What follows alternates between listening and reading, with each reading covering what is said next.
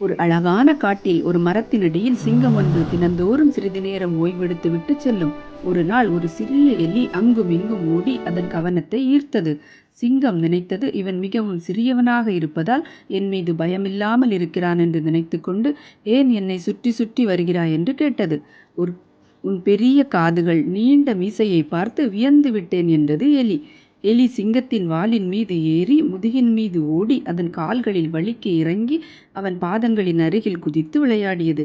எலியின் பேச்சும் விளையாட்டும் சிங்கத்திற்கு மிகவும் பிடித்திருந்தது. அவர்கள் நட்போடு இருந்தார்கள். ஒரு நாள் 3 வேட்டைக்காரர்கள் காட்டுக்குள் வந்தார்கள்.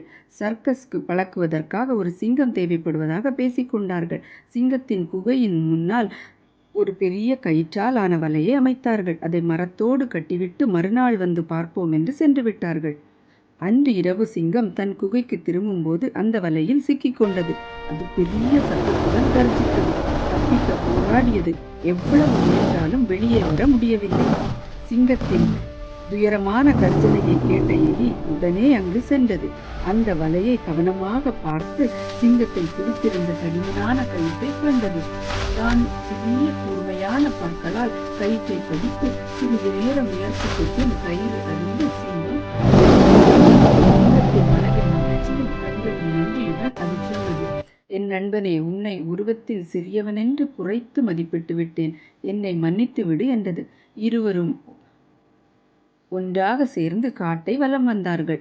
So moral of the story, little friends may prove great friendship. Just ஃப்ரெண்டுக்கு ஹெல்ப் தேவைப்படுறப்போ ஓடி போய் ஹெல்ப் பண்ணுற மனசு இருக்கணும். Okay, bye bye kids, love you.